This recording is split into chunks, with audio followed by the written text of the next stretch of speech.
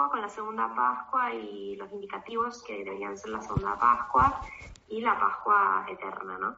Y luego, ahora en el capítulo 10, que ya es el último capítulo antes de que arranquen, salgan, explican un poco cómo van a funcionar las trompetas, ¿sí? Recuérdense, estamos en medio del desierto, estamos con muchísima gente en un campamento, y pues este campamento hay que organizarlo. Cada vez que hay que levantar y arrancar a caminar, pues tienen que haber ciertos indicativos. Entonces en el capítulo 10 nos explican a través de cómo va a funcionar el pueblo a través del uso de las trompetas. Entonces, estas trompetas de plata solo las tocan los sacerdotes y sirven para organizarse, ¿no? Literalmente es como el pitazo de vamos a arrancar, ¿no? Un toque de trompeta serviría para congregar a todos los jefes de la tribu, y 2 toques será para congregar a todo el pueblo para huir, ¿no? Eran como señales, como código Morse, ¿no? Vamos a comprender, para poder comunicar rápidamente lo que se necesitaba hacer. Y a partir del capítulo 11, finales del capítulo 10, hasta el capítulo 20 viene la segunda gran parte de Números, que es el camino hacia Cades Barnea, ¿sí? Cuando ya están de hecho en el desierto. Y bueno, el capítulo 11, por supuesto, ¿con qué va a comenzar? Con quejas del pueblo, ¿no? El pueblo se va a empezar a quejar ante la situación que le va a tocar vivir. Entonces, el pueblo dice aquí, leemos el capítulo 11, versículo 1, el pueblo profería quejas que sonaban mal a los oídos del Señor. El Señor lo oyó y se encendió su ira, y estalló contra ellos el fuego del Señor, que abrazó una punta del campamento. El pueblo clamó a Moisés, y Moisés intercedió ante el Señor, y el fuego se apagó. Por eso se llamó aquel lugar Taberá, porque había ardido contra ellos el fuego del Señor. Recuérdense siempre, a la hora de leer el Antiguo Testamento, ¿con qué ojos lo vamos a leer? ¿Con los ojos de quién? ¿Alguien se acuerda? ¿Con qué ojos leemos el Antiguo Testamento y toda la Biblia? ¿A través de los ojos y de la humanidad de quién? A ver. ¿De Jesús? ¿Se acuerda? De Jesús. La clave de interpretación y de lectura de toda la Sagrada Escritura va a ser Jesús. Entonces Dios no va cambiando conforme vamos avanzando en la Biblia. Entonces, Dios en realidad al principio era bien iracundo y resulta que ahora es bien misericordioso. No. El mismo Dios es el mismo. ¿Quiénes vamos cambiando? Los seres humanos. Y nuestra lectura y nuestra interpretación de Dios. Como hablábamos, no me acuerdo si fue con ustedes, me preguntaban, bueno, pero la Biblia no tiene error. Ojo con esa lectura.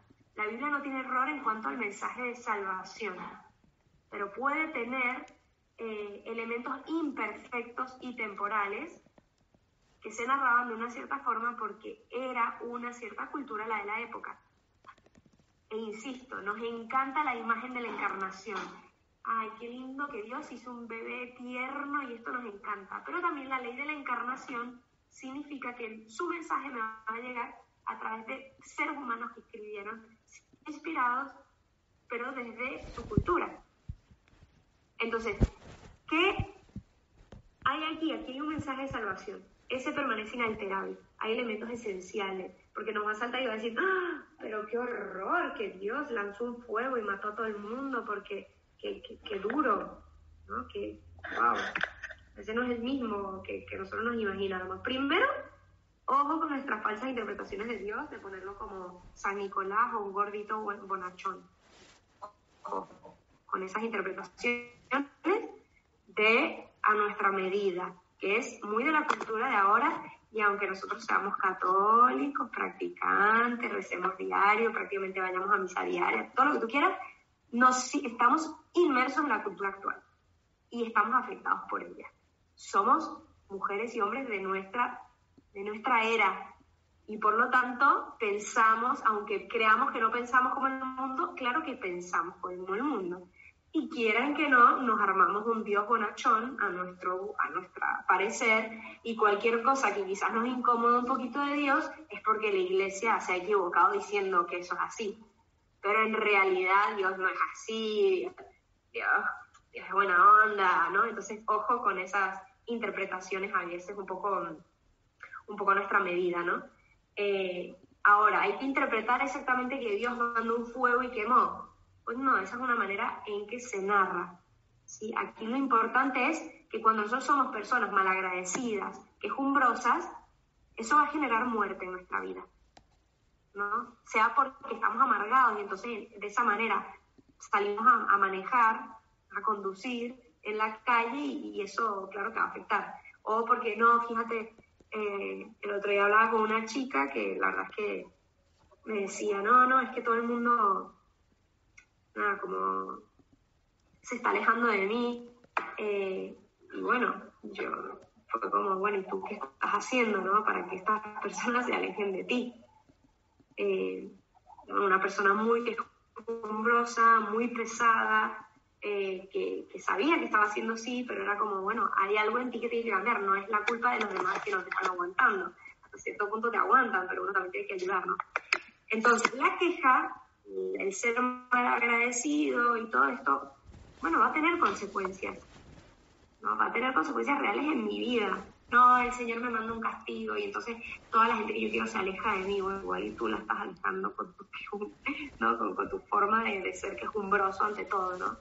Entonces, eso es lo que nos está diciendo el texto, que cuando somos malagradecidos, esto tiene consecuencias reales en nuestra vida, ¿sí? Igual que el ser agradecidos tiene consecuencias. Pero no porque las estrellas se alinean, entonces me vienen todas las bendiciones. No. Sino porque Dios nos da plenitud. El Señor.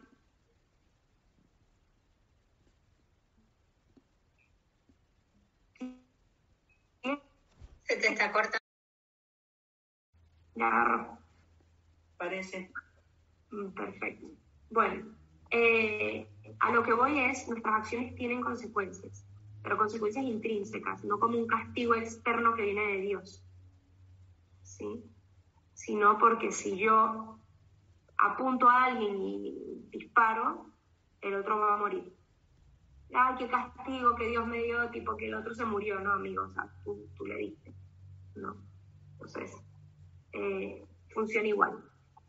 Luego, más adelante, en este mismo capítulo, nos dice lo siguiente: la masa que iba con el pueblo estaba hambrienta, y los hijos de Israel se pusieron a llorar con ellos diciendo, ¿quién nos diera carne para comer? Y aquí viene lo interesante. ¿Cómo nos acordamos del pescado que comíamos gratis en Egipto, y de los pepinos, y melones, y puerros, y cebollas, y ajos? En cambio ahora se nos quita el apetito de no ver más que maná. Interesante, ¿cómo comíamos gratis en Egipto? En Egipto eran esclavos. Pero qué impresionante cómo a veces en nuestro camino de conversión, antes qué bien que la pasábamos, ¿no? Haciendo y deshaciendo, qué bien que la pasábamos. Y ahora, pues, tengo la conciencia un poco más lúcida, ¿no? Entonces, no me encanta. Preferiría no haber sabido nada, ¿no? ¿Por qué me enseñaron nunca de Dios y de la fe? Y eso es tener una mentalidad de esclavos. Es como la parábola esta de cuando el dueño de una viña sale a contratar temprano y se los lleva a su viña, y luego sale a media mañana y se los lleva a su viña a trabajar, y sale a media tarde y se los lleva a su viña. Y cuando llega la hora de la paga, el dueño de la viña se había comprometido desde la primera hora a pagarles un denario, que era la paga justa de la época. Un denario era lo que se le pagaba a alguien por el día, denario. Entonces, él llega y ¿qué pasa? Empieza a pagar primero a los últimos y les paga un denario. ¿Y qué piensan los primeros? Dicen, bueno, si a los últimos les pago un denario, a nosotros nos pagan más porque llevamos desde la mano. Y cuando llega a ellos, ¿qué pasó? Les dio un denario. Y obviamente los de la mañana dicen, obviamente nuestra mentalidad del mundo, y los de la primera hora de la mañana dicen, pero ¿cómo le vas a pagar a ellos lo mismo que a nosotros si nosotros estuvimos trabajando desde temprano? Páganos más a nosotros. Y el dueño le dice, pero qué mal te he hecho a ti. Si yo quiero ser generoso y dar de más al otro, a ti no te estoy haciendo ninguna injusticia. A ti te he dado lo que te correspondía, lo que yo dije que te iba a dar. Pero qué impresionante, si se imaginan la parábola, que a los últimos les pagan un cuarto denario, a los de la media mañana medio denario, los de la primera hora no se hubiesen quejado. Eso es estupendo. Cuando entra el tema de la comparación, no, o a mí me pagas más o a ellos les pagas menos. Pero a lo mismo, no. El nivel primero, de mentalidad de esclavos, ¿no? Segundo, el no comprender que estar en la casa del Padre desde primera hora de la mañana, vuélquenlo en su experiencia espiritual. Uy, a mí que yo estoy sometida desde que estoy en primero con este tema, y pensar que hay personas que se convierten a los 95 en el lecho de su muerte. Uy, que a mí me hubiese tocado eso. Uy, deshago esta vida y me convierto a los 95. Prefiero eso. ¿Y qué mentalidad de esclavos tenemos? Porque en vez de pensar, gracias Señor, que desde temprano estoy en tu casa. El regalo que ha sido estar en tu casa desde primera hora de la mañana, y una bendición, y aparte reconocerme tan hijo que reconozco al otro como hermano. Y digo, qué bueno que te tocó el denario. ¡Qué bien! Pero nuestra mentalidad es una mentalidad mezquina y de esclavos. Como aquí mis amigos quieren volver a la esclavitud. No nos volvamos a la esclavitud. ¿Qué estamos haciendo? Volvamos que ahí comíamos cebolla, puerros. Y dices, están hartos del maná, ¿no? Bueno, esto creo que, de nuevo, leer esto es recordarnos que esta es nuestra historia, ¿no? ¿Qué hace Moisés? Moisés está harto de este pueblo quejumbroso, no puede más con el pueblo, y los quiere mandar a comerse las puerros y las cebollas. Eso es lo que quiere. Regresen a Egipto y cómanse sus puerros, ¿no? Y les dice a Dios, ya en esta desesperación, en el versículo 14 del capítulo 11, les dice, yo solo no puedo cargar con este pueblo, supera mis fuerzas. Si me vas a tratar así, hazme morir, por favor. Ya no puedo más. Cállate tú de esta gente, ya no puedo más, ¿no? Y muchas veces, ¿cuántas veces no habrá sido esta? Quizás no así, pero si han sido mamás, o papás, o sacerdotes, personas que han tenido otras personas a su cargo, y que tipo son personas tercas, y dicen, basta, ¿no?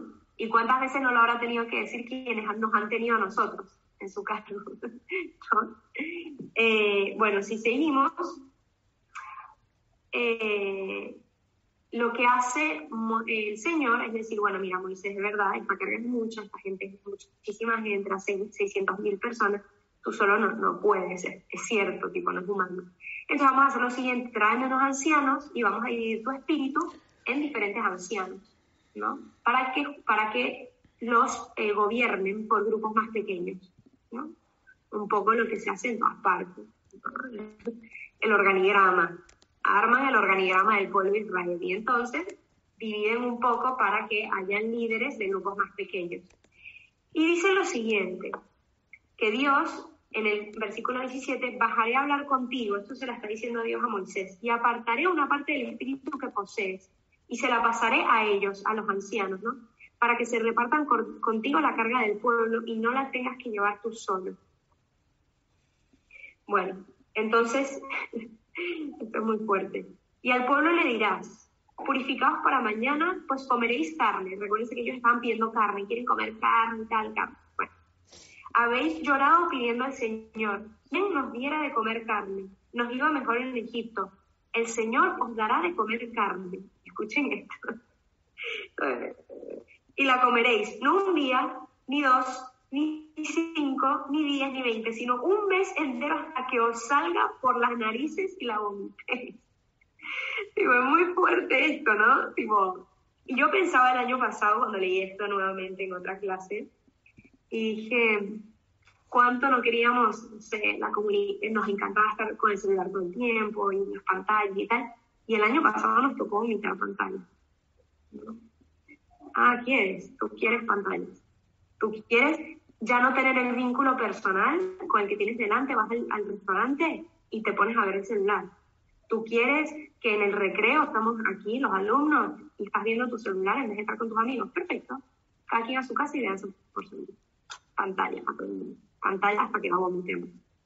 Es muy fuerte, pero en el fondo nos damos cuenta que somos muy inconsistentes.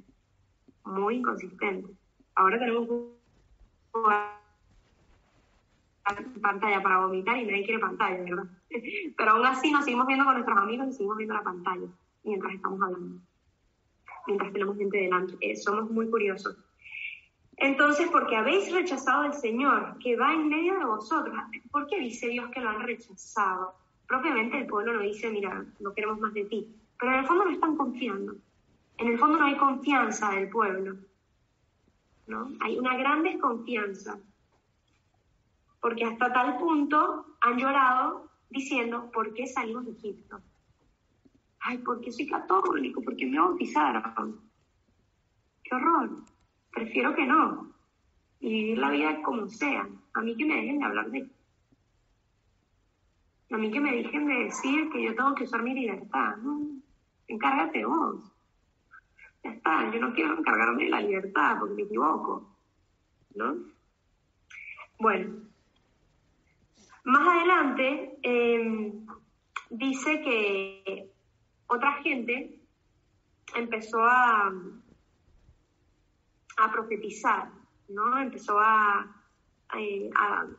profetizar. Y entonces le llega a Moisés, que aparte de estos 30 ancianos que habían recibido su espíritu, había otra gente que estaba profetizando. Y llegó Josué, que era ayudante de Moisés, y le dice, oye, Moisés, hay 2 personas por ahí que tú no les has impuesto tus manos y están profetizando.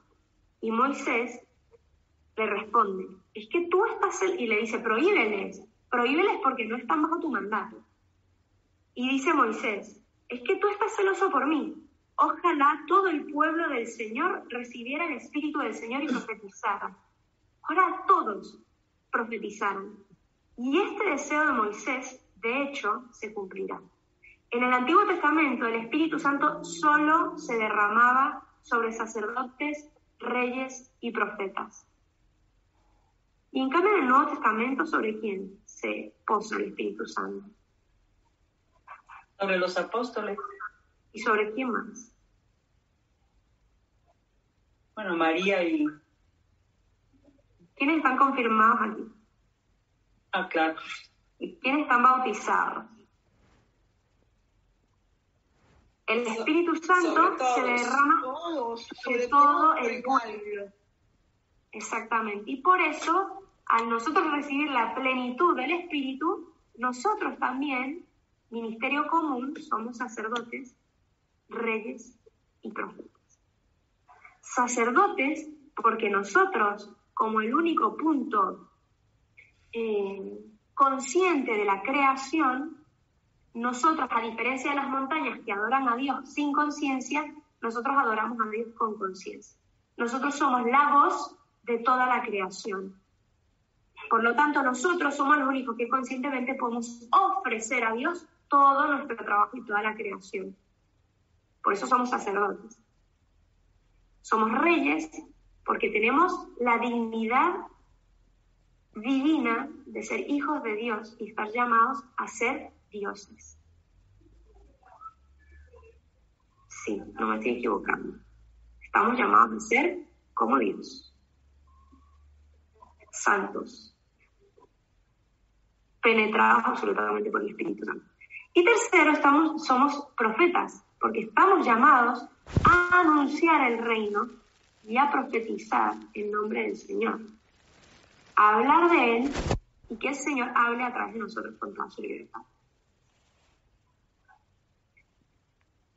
Y esto, de hecho, ojalá todo el pueblo del Señor recibiera el Espíritu del Señor y profetizara. De hecho, en el Nuevo Testamento se cumplirá este deseo de Moisés. En el capítulo 12, son los mismos hermanos de Moisés los que se quejan de Moisés, ¿no? Imagínense. Dice aquí, María y Aarón sacerdote, ¿sí? Y María, hablaron contra Moisés a causa de la mujer cusita que había tomado por esposa. Es decir, como culpando a Moisés y haciéndole sentir que él era menos porque él se había casado con una mujer extranjera. En el fondo, lo de la mujer cusita era solo un pretexto. La queja principal la provoca el protagonismo de Moisés. Ellos estaban envidiosos. Seguimos leyendo. Decían, ¿ha hablado el Señor solo a través de Moisés? ¿No ha hablado también a través de nosotros? El Señor lo oyó. Moisés era un hombre muy humilde. Qué lindo, ojalá, qué lindo sería que en nuestro epitafio nos pongan esto. Dice, Moisés era un hombre muy humilde, más que nadie sobre la faz de la tierra. Por eso Dios podía hablar a través de él, porque Moisés nunca se iba a otorgar el reconocimiento a sí mismo. Sabía que era Dios quien hablaba, no él. Dice, de repente el Señor habló a Moisés, Aarón y María. Habló a los tres. Salir los tres hacia la tienda del encuentro, y los tres salieron. El Señor bajó en la columna de nube y se colocó a la entrada de la tienda y llamó a Aarón y a María. Ellos se adelantaron y el Señor les habló. Escuchad mis palabras. Si hay entre vosotros un profeta del Señor, me doy a conocer a él en visión y le hablo en sueños. No así a mi siervo, Moisés, el más fiel de todos mis siervos. A él le hablo cara a cara, abiertamente, y no por enigmas, y contempla la figura del Señor. ¿Cómo os atrevéis a hablar contra mi siervo Moisés? ¿No? Dios lo defiende. Nos podemos recordar de muchos hombres y mujeres santos que han muerto habiendo sido muy criticados por sus órdenes religiosas, por sus familias, por su entorno. Y no es sino después de la muerte que el Señor acepta y los sube a los altares. Que a estos hombres ya después de muertos, los reconocen como hombres santos. Y esto un poco Dios diciendo cómo se han atrevido, ¿no? Le pasó a Santa Teresita del Niño Jesús, que su superiora consideraba que era una niña insoportable, no su superiora, una hermana de la congregación que pensaba que ella puro estaba llamando la atención. Le pasó al Padre Pío, le ha pasado muchísimos santos, miseria. Pero el Señor siempre logra comunicar, ¿no? ¿Qué pasa en este capítulo? Pues Dios reacciona, los llama, ¿no? Les llama la atención, como vimos ahorita, y a María le viene la lepra. Le viene la lepra blanca por sus murmuraciones. Y por la lepra, ¿qué pasa? Tiene que ser echada fuera del campamento. De nuevo, nuestros actos tienen consecuencias sobre nosotros, nuestra carne. Alexa, stop. ¿Cómo? Tiene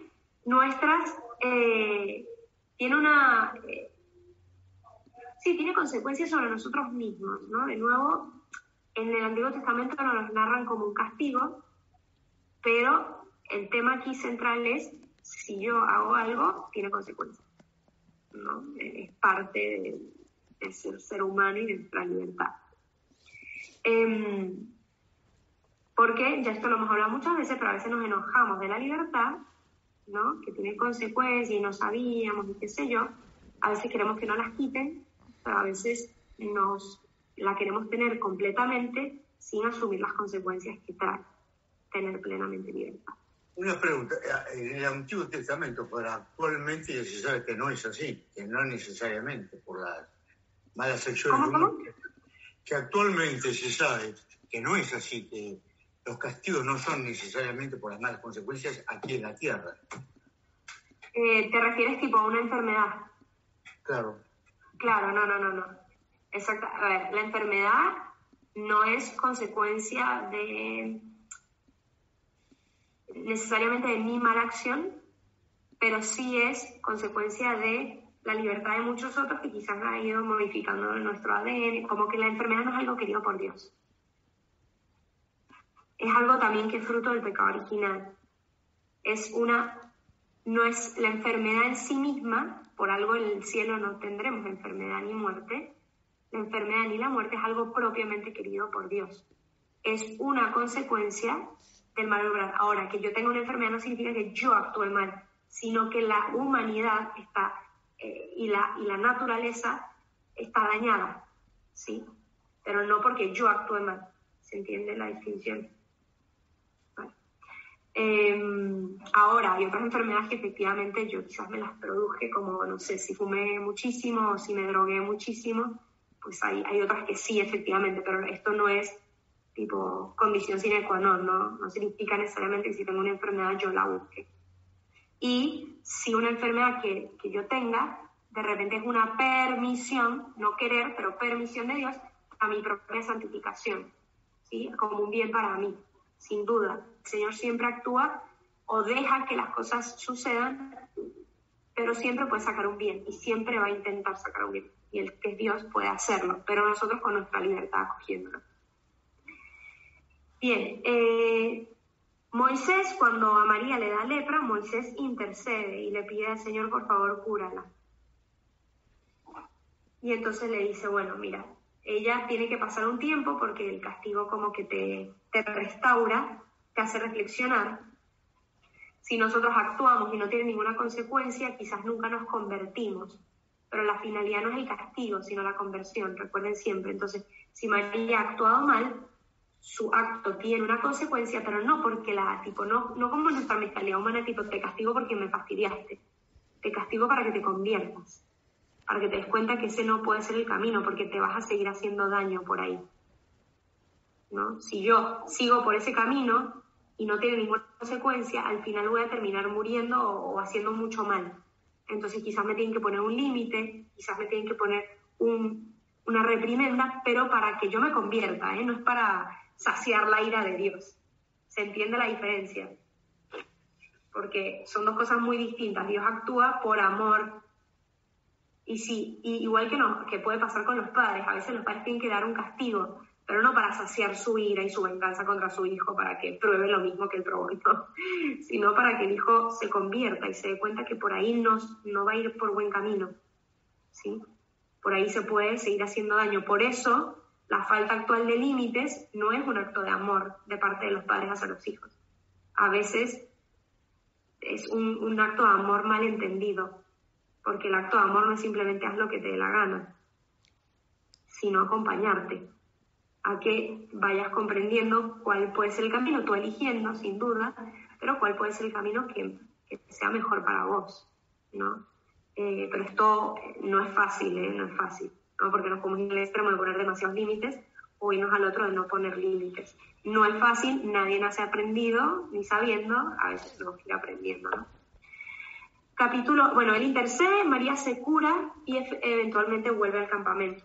En el capítulo 13, es un capítulo muy interesante porque es cuando se toma una porción de gente que hace la exploración en Canaán, ¿no? Entonces ellos ya llegaron a Cades Barnea y quieren ir a hacer una exploración en Canaán a ver por dónde le pueden entrar, ¿no? Entonces Dios les dice, envía a una gente a explorar la tierra. ¿Y qué pasa? Que el pueblo, toman una persona de cada pueblo y cuando llegan se dan cuenta que había gente muy alta en Canaán, los narra aquí como si fuesen gigantes, y llegan cada una de estas personas que fue enviada por la tribu, hay una persona por tribu que fue enviada, 12 personas, y de los 12, 10 llegan aterrados diciendo no hay posibilidad que nosotros podamos conquistar la tierra. A esto nos supera. Y en cambio llegan 2, que son Josué y Caleb, que dicen que sí, que con Dios todo lo podemos, ¿no? Y dice aquí en el versículo 31, en el versículo 30, Caleb hizo callar al pueblo ante Moisés y dijo, porque ya los otros estaban diciendo, son altísimos, va a ser imposible entrar, no hagamos esto, regresemos a Egipto, ¿no? De nuevo. Y Caleb dice, silencio, tenemos que subir a apoderarnos de este país porque podemos con él. Y en cambio los otros dijeron, no podemos atacar a ese pueblo porque es más fuerte que nosotros. Caleb está tomando en cuenta que Dios está con ellos y los otros 10 están creyendo que con sus propias fuerzas van a poder atacar y conquistar la tierra prometida, ¿no? Ayer, hace unos días, hablaba con una persona que está pasando por una tentación importante y me decía yo, es que me da miedo porque no sé si puedo, no sé si tengo las fuerzas para no caer en esa tentación, ¿no? Y qué bueno es reconocer que no tenemos la fuerza. Esto nos hace poner más medidas, límites, pero también nos hace pedir la gracia de Dios, ¿no? Y esto es en todo en nuestra vida tenemos que saber que nos tenemos que abandonar a la gracia de Dios. Nos dicen por aquí más adelante que estos hombres son de gran estatura, ¿no? En el fondo, ¿qué pasa con el pueblo? El pueblo empieza a dudar que esta tierra merezca verdaderamente la pena. Es decir, que esta tierra merezca de repente incluso morir en el camino. Esto es fácil, lo podemos ver en comparación con aquellas personas que se ven en situación de martirio y su debilidad les hacen apostatar, ¿no? Les hacen decir, no quiero seguir. En el fondo hay una duda de que esta tierra merezca la pena, que el cielo merezca la pena, ¿no? ¿Merece la pena morir? ¿Merece la pena entregar toda mi vida? No sabemos, ¿no? En el capítulo 14 hay una gran rebelión del pueblo, ¿no? Al volver de la tierra, Caleb y Josué son los únicos que alaban la tierra como una tierra hermosa, una tierra que vale la pena, mientras que los otros dicen que ahí hay gente y que esa gente va a ser difícil de sacar, entonces mejor que no hagamos nada. El pueblo no hace caso ni a Caleb ni a Josué y se niegan a entrar a la tierra prometida. Dicen no, mejor no. Además de esto, deciden entre todos volver a Egipto a pedir y a rogar que les vuelvan a esclavizar. Tipo, ya no, ni siquiera aguantamos mejor, sino por favor esclavízame. Y antes de irse, toman piedras para matar a pedradas a Moisés, a Caleb, a Josué y a Aarón. Y bueno, esto parece una historieta, pero no lo es. Muchas veces dice aquí que el pueblo decía que durante la noche lloró y empezó a dar gritos de desesperación. Y ahí nos podemos traer a la memoria esta pintura, ahorita no me acuerdo cómo se llama el artista, pero que la pintura se llama El Grito, que es un hombre que está corriendo por un puente con una expresión de desesperación en su rostro. Y así están ellos, pero así está el mundo de hoy, buscando a cualquier lugar, ¿no? Buscando en qué palo ahorcarse, como diría una expresión popular. Eso, ahí está, el grito de Munch, no sé cómo se pronuncia, pero... bien, dicen que el pueblo pasó toda la noche gritando y llorando y diciendo, ojalá hubiéramos muerto en Egipto, o si no, ojalá hubiésemos muerto en este desierto. Tipo, les da igual morir, lo que no quieren morir a manos de los otros. Dice, pero igual te estás diciendo que prefieres morir. O sea, nada, el nivel de incoherencia es enorme. Pero más adelante, Caleb les dice, si el Señor nos es favorable, nos introducirá en ella y nos las entregará. Pues no se preocupen, el Señor se va a encargar. ¿Por qué nos mortificamos por cosas que no están en nuestras manos? El Señor se encargará. Y él dice, tranquilos, no les tengáis miedo, el Señor está con nosotros. Aquí Caleb es un profeta. Es un profeta. Y ojalá nosotros pudiésemos tener también el valor de ser profetas y decir, no se preocupen, el Señor está con nosotros. ¿No? En un momento de desesperanza, de inquietud, y nos tenemos que cuidar y nos tenemos que proteger de este virus, pero no tiene la última palabra este virus. No tiene la última palabra. Y si llegamos a morir y a desfallecer por este virus, no tiene la última palabra, igual vamos a morir. Lo importante es hacia qué tierra vamos, qué tierra estamos conquistando, hacia dónde queremos ir. Agus. Que si la fe es un don, ¿no? Y acá todo el pueblo decís que duda, pero no es... O sea, ¿por qué Dios no le da el don de la fe y punto, ¿entendés? Como todo don... Sí. A ver, como todo don, ¿qué pasa si yo te quiero dar mi celular? Yo te lo quiero dar, entregar, donar. ¿Solo basta con que yo quiera dártelo? Para que esto realmente llegue a ser un don, ¿qué tienes que hacer vos? Aceptarlo. Si no, este don de hecho no se convierte en don, se convierte en un desperdicio, cae en la nada. Y el hecho es que podemos no aceptarlo. ¿Y cómo se puede hacer la fe? Vos decís que si de verdad entendiéramos lo que se nos está ofreciendo, diríamos no, o es porque por ahí no terminamos de entender, porque es como raro en realidad. Si de verdad fuéramos conscientes. Pero el proceso, eso es lo lindo de la fe, es un proceso, entonces no es ni de claridad máxima ni de oscuridad máxima, sino que hay una opción, pero la opción tiene que ser lo suficientemente clara, pero a la vez no tan tipo despampanante para que siga siendo libre. Claro. Entonces, ¿qué pasa? La fe, como dice el Papa Francisco en la carta encíclica Lumen Fidei, la fe te ilumina el siguiente paso, no te ilumina todo el camino.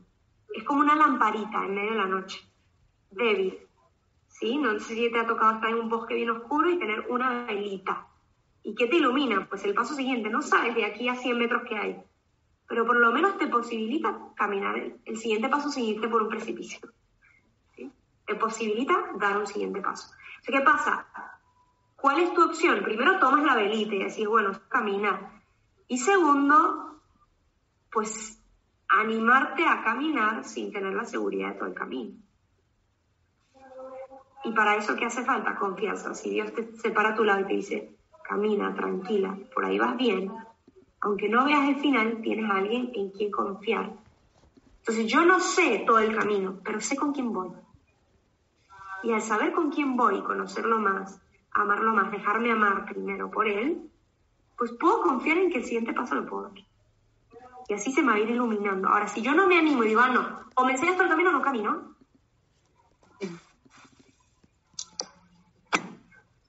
Eso es poner mis prerrogativas, yo decir cómo quiero que se haga. Yo poner... Eso, pero él no se nos aparece porque perderíamos la libertad. Claro. Y aunque hay gente que se ha aparecido, siguen siendo revelaciones privadas que no tienen como comprobarlo, ¿me entiendes? No es que tienen una foto, y ni siquiera. O sea, aunque tengamos, mira, fíjate la parábola del rico Epulón, ¿no? Pero mándales a un muerto que resucite y se van a dar cuenta que tienen que ayudar a los pobres. No, mijo, ni que aunque resucite un muerto. Y ya tenemos a nuestro muerto resucitado, tenemos un sepulcro vacío, nuestro muerto resucitado, y aún así no nos basta. ¿Por qué? Porque en el fondo tiene que haber una decisión. Yo les conté que tengo una persona muy querida, muy cercana, que yo le decía, bueno, ¿y qué pasa si se te aparece Dios? Pienso que estoy loco. Digo, bueno, si tú no quieres creer, no hay quien te obligue. Bueno, el capítulo 14 entonces acaba un poco así, y este capítulo nos recuerda un poco el comportamiento. Bueno, esto es muy fuerte porque el Señor dice a Moisés en el versículo 11, ¿hasta cuándo me va a rechazar este pueblo? ¿Hasta cuándo van a desconfiar de mí? Con todos los signos que he hecho entre ellos. No es un pueblo que no ha recibido señales de Dios. Los tipos tienen el maná, tuvieron las codornices por un mes que se les salieron por la nariz, tuvieron el mar abierto, cruzaron el mar, tipo, no ha sido gente que Dios no se les ha revelado. Y Dios dice, y siguen desconfiando de mí. O sea, ya no bastan. Ahí donde te compran que la fe no es a través de los milagros. Hay personas que han visto milagros eucarísticos y demás. Si yo no quiero creer, no creo. Hay milagros eucarísticos, hay pruebas. No lejos, aquí en Buenos Aires hay un milagro eucarístico. Y no por eso vimos que toda Buenos Aires está convertida y cree en Dios, en la Eucaristía. No. ¿Por qué? Porque sigue habiendo ese campo de opción personal. ¿Sí? Es muy doloroso si vemos esta expresión, ¿hasta cuándo me va a rechazar este pueblo? Siempre me recuerdo esta canción muy tétrica de Semana Santa. Me acuerdo muy bien de una imagen en donde yo estaba en España de misiones y pasaban ancianitos, ¿no? Porque en España los que van a misa son ancianos, pero de estos que ya tipo están en andadera, o sea, o en silla de ruedas, no pueden ni caminar. Y me acuerdo perfecto de la imagen. El Viernes Santo pusieron la cruz para la adoración a la cruz y pasaban estos ancianos que arrastraban los pies, se arrodillaban delante de Jesús y le daban un beso, delante de la cruz, perdón, y le daban un beso y de fondo cantaban: pueblo mío, ¿qué te he hecho? ¿En qué te he ofendido? Respóndeme. Y pensar que Dios le estaba cantando, o sea, ¿yo qué te hice? Estoy aquí en la cruz. ¿Qué hice para que yo acabara en la cruz? ¿En qué te ofendí? ¿En qué te dañé? ¿Por qué me tienes en la cruz? Es muy fuerte. Y aquí de nuevo, ¿hasta cuándo van a desconfiar de mí? ¿Hasta cuándo no van a saber que soy un padre bueno, que solo quiero el bien para ellos? Pero ¿qué dice en el versículo 44? Pero ellos se obstinaron. Se obstinaron. ¿Cuántas veces no nos obstinamos nosotros? Y esto nos recuerda a un salmo que se reza todos los días en las laudes, que es el Salmo 94, que es el invitatorio. El Salmo 94, en el 95-94, en el versículo 10 dice: durante 40 años aquella generación me asqueó y dije: es un pueblo de corazón extraviado que no reconoce mi camino. Hablando de aquí, de estos 40 años que pasa en el desierto del pueblo que no lo reconoce. En el capítulo 15 se dan una serie de leyes, ¿sí? El versículo 11, ¿en qué versículo? Perdón, estamos ya en el versículo 14. No, yo sé, perdón, cuando hablaste del capítulo 11, ¿qué versículo es donde el Señor le dice que cuando va, lo que tú estabas comentando ahora, perdón? ¿Hasta cuándo? Eso, es el Salmo 95, lo que acabo de No, anterior a eso, perdón. En el 11 lo de las codornices. No. Ojalá el pueblo profetizara. No, 14-11, creo que es lo último. Era 14, ok, perdón, gracias, 14-11. El de rechazar y desconfiar de Dios, ese. Exacto. 14-11. Gracias. Vale. Capítulo 15 se dan una serie de leyes, ¿no? Que van a regir un pueblo ¿se acuerdan que yo les dije que el libro de los números iba a estar mechado entre la historia, ¿no? De lo que iba sucediendo y algunas leyes que se iban a incluir porque iban a cubrir algunos baches de leyes que había. Entonces, una de las leyes es cuáles iban a ser los sacrificios que se iban a ofrecer una vez que ya entraran en la tierra prometida. Y también cómo se debía actuar ante las faltas, ante las faltas que eran inconscientes, ¿sí? Cuando yo hacía algo sin conciencia. De nuevo, recuérdense que esto es un elemento temporal. Hoy, sabemos que no hay pecado si no hay pleno conocimiento y pleno consentimiento.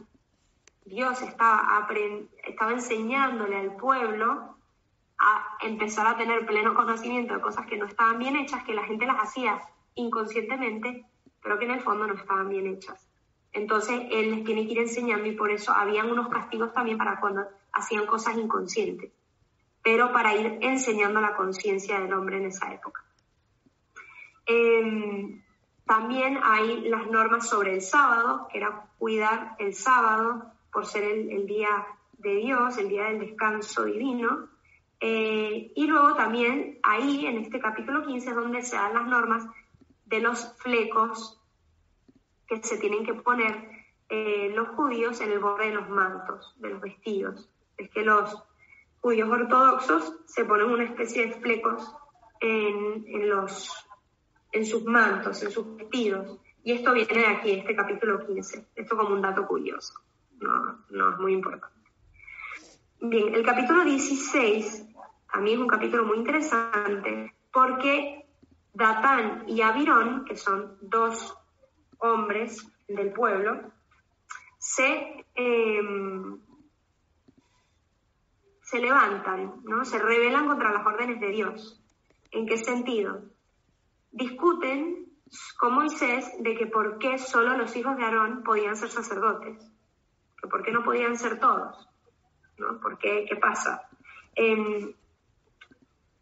Que por qué unos pueden ser sacerdotes y otros no, y Dios les dice, pero basta, tipo, todos están consagrados, todos son míos, todos mi pueblo prometido, tipo, estos están ahí porque van a cumplir un servicio, pero ¿por qué? Y un poco nos sonará como conocido ese debate de por qué cualquiera que quiera no puede ser sacerdote, ¿no? ¿Por qué solo algunos y otros no? ¿No? Es como, ¿por qué no nos podemos simplemente abrazar a lo que Dios quiera y ya está, ¿no? Yo me acuerdo que vi una discusión que tuve hace ya varios años con unas chicas que iban a hacer la confirmación. Me decía, pero ¿por qué las mujeres no pueden ser sacerdotes? Y me discutían el punto. Yo la verdad les dije, mira, las razones que ya se saben, que Jesús eligió a estas, y bueno, y también por criterios antropológicos de la diferencia entre un hombre y una mujer. Dudo mucho que seríamos capaces de custodiar el secreto de confesión, no porque seamos chismosas, sino porque no dolería tanto la cuestión que la tendríamos que platicar con una amiga, ¿no? Entonces, nada, muchas cosas, ¿no? Pero aparte del tema antropológico, hay un tema teológico. Pero yo le decía al final, mira, suponte que lleguemos al cielo y Jesús nos diga, vean, ¿por qué no fueron sacerdotes? Podían ser sacerdotes. O sea, como nos damos cuenta, nos damos cuenta que resulta que sí podíamos ser sacerdotes. Cambia en algo cambia.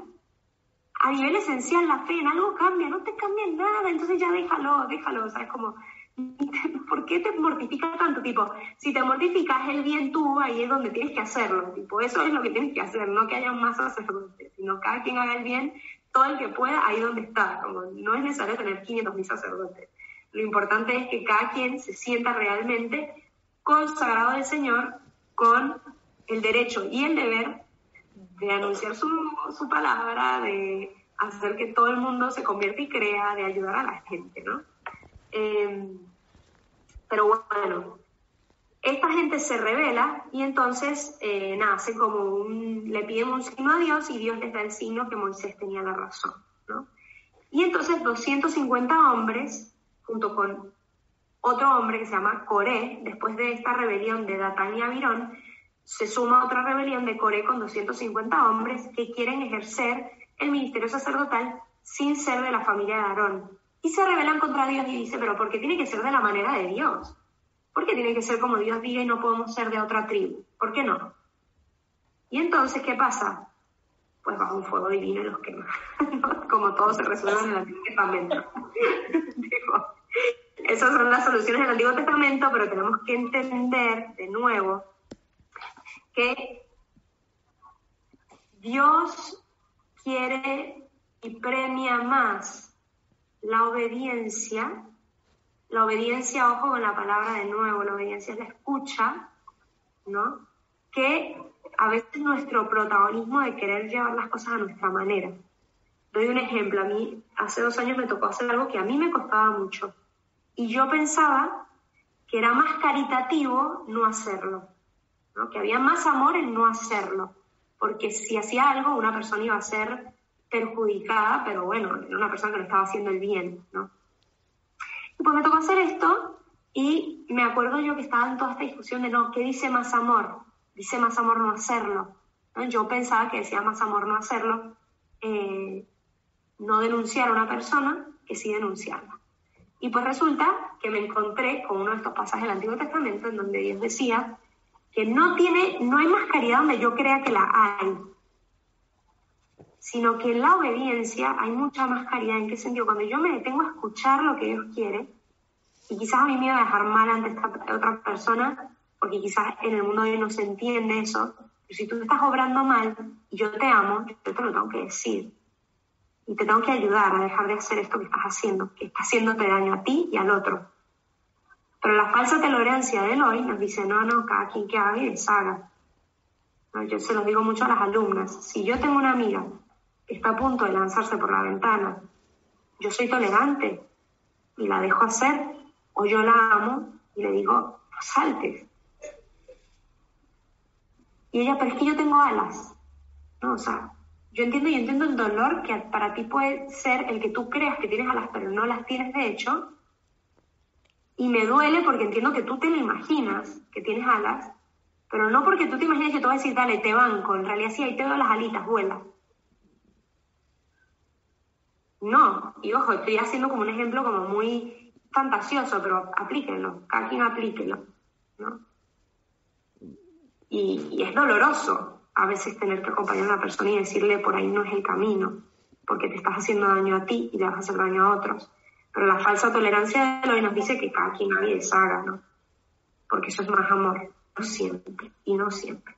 Entonces, ¿a qué voy con todo esto? De nuevo, aquí el énfasis que se quiere dar es la obediencia. A veces la obediencia va a ser por acoger la realidad como es, y no como a mí me gustaría que fuese.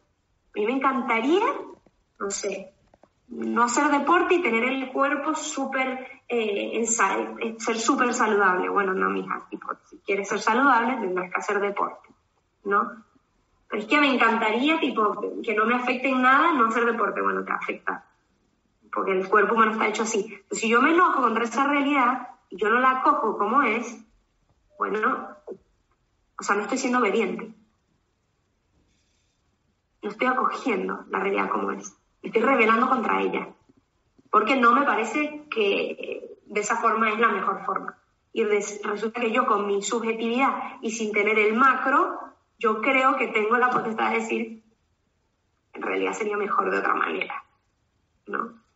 Entonces no está mal que cuestionemos cosas, no está mal que nos cuestionemos, que nos preguntemos, pero también partir de la base de, bueno, si esta tradición viene hace 2000 años y viene custodiada, por ejemplo, lo que dice la Iglesia, yo lo puedo cuestionar, ¿sí? No hay problema en cuestionar, pero también tengo que partir de la base de, quizás la tradición ha visto más que yo en mi corta estadía por esta tierra y con mi corta visión de la vida, ¿no?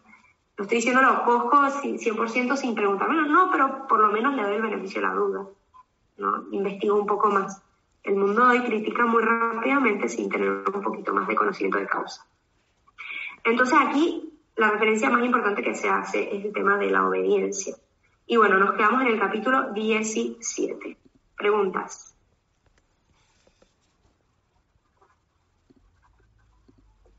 Yo tengo una inquietud. Una de las cualidades de Dios es infinitamente justo. Entonces, cuando Dios reacciona así con el pueblo, está siendo infinitamente justo, ¿es así? Mira, la justicia infinita de Dios es su misericordia. ¿En qué sentido? Solo Dios conoce nuestros corazones. Si yo, con mi medida, solo veo lo que tú hiciste, que de repente hiciste un mal, ¿verdad? Si yo con mi medida, y como yo no te conozco, no conozco tu corazón, te juzgo de una cierta manera, como lo hace un tribunal, que puede conocer un poco más, porque para eso es el juicio, pero al final nunca va a conocer plenamente el corazón del hombre. Dios, en cambio, tiene infinita justicia porque tiene infinita misericordia en el sentido que conoce plenamente la intención, si fue distraído, si no, por qué, cómo. Entonces, incluso cuando damos una acción, como por ejemplo esta, ¿no? Que los quemó vivos. Bueno, de repente, si estos hombres los dejaba vivos, iba a ser peor para ellos. Entonces, la justicia y la misericordia de Dios se identifican. Se identifican. ¿Sí? Están juntas. ¿Por qué? Porque Dios conoce las intenciones del corazón de la persona que está obrando, cosa que yo no. Entonces, Dios, algo que de repente yo cortaría la cabeza, Dios conoce ese corazón y la medida que toma siempre es en bien de la persona. Siempre. Incluso cuando la medida llegase a ser la muerte, recordemos siempre que la muerte no es el fin de la vida. No tiene la última palabra. No tiene la última palabra. No tiene la última palabra. De hecho, no somos seres hechos para esta vida nada más. No. Esta vida tarde o temprano va a acabar, pero el Señor, que conoce los corazones, Él y solo Él podrá juzgar. Por eso, cuando la higuera no daba frutos y decía, vamos a arrancarla, Él dice, espérate, deja la higuera, déjala 3 años más y veamos si da fruto. Porque Él sabe la potencialidad de la higuera, igual que con nosotros. ¿Sí? ¿Qué otra pregunta? Gracias. A ver. Perfecto. Yo tengo una duda, ¿por qué Dios no los deja dar la vuelta y que vuelvan a Egipto, libres a morirse como ellos querían y fundan su pueblo desde Moisés? Dios no los deja. Dios no los está obligando. Mira, ¿sabes qué? Pedro, el perro que ladra no muerde. Se están puro quejando, pero ninguno se anima a irse de regreso a Egipto. Se están quejando, pero ninguno está tomando sus maletitas y devolviéndose a Egipto. Son unos cobardes. Generalmente los quejones somos cobardes. Nos gusta quejarnos. No, amigo, pon tu carne e involúcrate. No, ninguno está agarrando su maleta. El que hubiese querido agarrar su maleta e irse, se puede ir. Se agarra la maleta y se va. Pero ninguno lo hizo, porque son cobardes. Porque en el fondo están puro quejándose sin tomar la decisión. Pero si quisieran irse como cosas que hemos visto, ¿no? Personas que se quieren alejar de Dios, lo puedes hacer sin ningún problema. Y Dios no les retira su amor, ¿eh? Esto es importante. Si ellos se llegasen a ir, Dios no retira su amor. Somos nosotros los que lo retiramos. Bien, una última pregunta porque me tengo que ir a una clase presencial.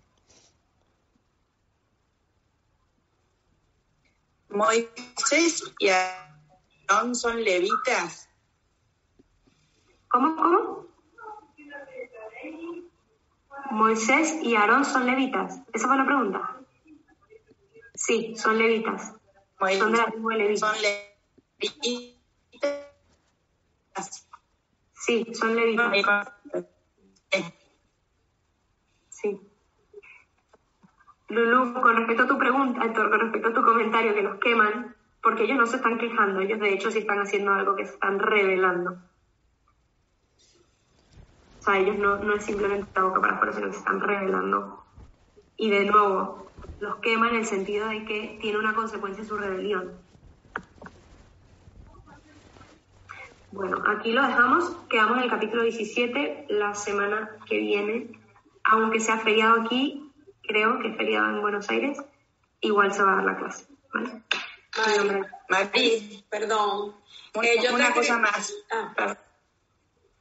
Perdón. A ver. Escribí privado para ver si en algún momento me puedes contestar. Sí. Gracias. Sí, te mando un mensaje. Gracias. Mándame el mensaje tú mejor. Sí. ¿Nos podrás mandar el mapa de todo esto? Porque me vuelvo a mezclar y no lo encuentro. Les mando todo el PowerPoint, que ahí tienen un poco... Dale, gracias. Sí, lo subo en el Drive mejor, Gracias. para que vayan teniendo ahí todo. Vale. Bueno, rezamos. En nombre del Padre, del Hijo y del Espíritu Santo. Amén. Señor, haz de nuestro corazón un corazón obediente, un corazón que sepa escuchar tu voz de Padre amoroso, de Padre bueno, que solo quiere lo mejor para nosotros. Ayúdanos a confiar y a acoger tu palabra. Y que todo esto te lo ponemos en manos de la Virgen, que ella como Madre buena nos enseñe y nos ayude como ella a pronunciar su hágase. Dios te salve María, llena eres de gracia, el Señor es contigo. Bendita tú eres entre todas las mujeres y bendito es el fruto de tu vientre Jesús. Santa María, Madre de Dios, ahora y en la hora de nuestra muerte. Amén. Cristo Rey nuestro, venga a tu reino. Virgen de Luján, ruega por nosotros. En nombre del Padre, del Hijo y del Espíritu Santo.